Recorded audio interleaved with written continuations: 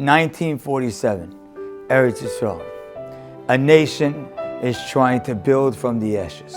One of the great visionaries of the time is the great Ponovich.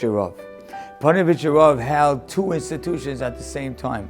One was Ponovich Yeshiva with 150 Bachrim, and the other one was an orphanage with 90 children who had lost their parents in the Holocaust. The finances and the economy was terrible. He had one son who came from America and told him, Abba, you can't hold both. The Ponovich said to his son, I watched Torah be destroyed in Litva, in Poland, in Hungary, and in Russia. It's my responsibility to rebuild it, so there's no way I could let go of the yeshiva. And as far as the orphanage, the Chavetz Chaim was my Rabbi. And the Chavetz Chaim told me, he said, before you build Torah, you need to do chesed first, because derech eretz kadma l'Torah. So my chesed is the orphanage. So I can't let go of the orphanage because I need to do chesed first, and I can't let go of Torah because that's my responsibility, is to rebuild it. One day, a little boy, his name is Matel, showed up at the orphanage.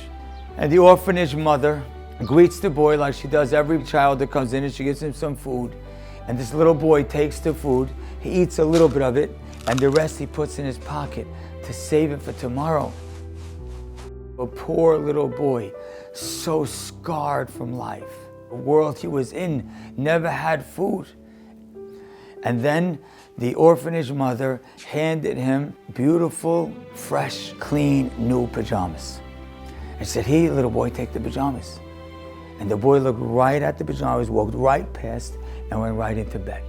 He was in a filthy shirt and tzitzis, and in his shoes. And he lay down to go to sleep. This orphanage mother looks at this little boy, the saddest scene in the world. She says, I'll let him sleep tonight. The next day she tells the boy, you need to take a shower, you need to take a bath, you need these fresh pajamas. The boy walks right by and again goes to sleep in his clothing. And the next night the same, and the next night the same.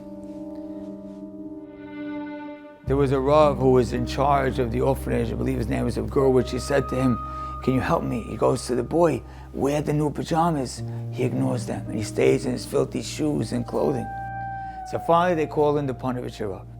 And the Ponovich looks at the situation and he says, this is a crisis, we need to do something about this right now. So the four of them together, the orphanage mother, Rav Gurwitz, the Ponovich and little Matel, go to the house of the Gadol Hador, the Chazon Ish. And they walk into the house and they tell the Chazon Ish the story. And the Chazon Ish bends down to the little boy and he says, Matel, why won't you wear your pajamas? He says, because the last time I took off my clothing, they weren't there in the morning. The last time I took off my clothing was in Bergen-Belsen. And the time before that I took off my clothing was in Auschwitz. And they gave me a striped uniform and my clothing was never seen again. So I'm not taking off my clothing. The Chazon Ish says, but how about if the orphanage mother promises that she'll watch your clothing and you'll get it from her in the morning? I don't trust her. How about Rav Gurwitz? I don't trust him. How about the Ponovich Rav? I don't trust him either. So the Chazon Ish says, Matel, how about if I promise to watch your clothing? In my life, I've never told a lie.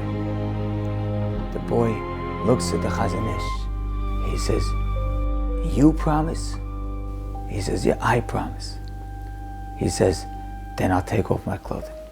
And he goes into his side room and he takes off his clothing and he sends it into the Chazon Ish and he goes to take a bath and he puts on his pajamas.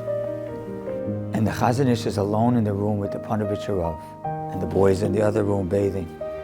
And the Chazon Ish tells the Ponovich, this is a boy without a mother and a father. He's a Yasin. Let us be his mother and his father. The Chazon Ish takes off his jacket, gets a basin full of water, fills it with water and soap. The great Chazon Ish rolls up his sleeves and he takes the boy's filthy shirt and he puts it in and he starts soaking it in the water. Then he takes the boy's scissors that were as black as tar and he starts soaking it for 20 minutes in the water, and then he does the same to the boy's pants and the same to his filthy shoes. hour later, the boy comes running in. He says, where's my clothing? He's all fresh and clean. Where's my clothing? Chazon Ish shows him his shirt and his pants and his tzitzis and his shoes hanging to be dried. The boy would grow up and eventually join Kollel Chazon Ish. And he has not left to this day. To this day, he's in the kollel, he's married, he has children, his grandchildren, his great-grandchildren that are oiskim in Torah and mitzvahs. You know why? Because the Gadol Adar had the time to take off his jacket, close his Gemara, and spend an hour nurturing this little boy. Tzetzaenu means that it is our greatest prize are our children. Our greatest prize is the opportunity to lift them up, to nurture them, to talk to them, to learn with them, to hear them, to enjoy being around them, to take care of them, to provide them physically and emotionally, to make our tzetzaenu feel like they're the most important thing in the world. And then you'll see the doiros that come from them.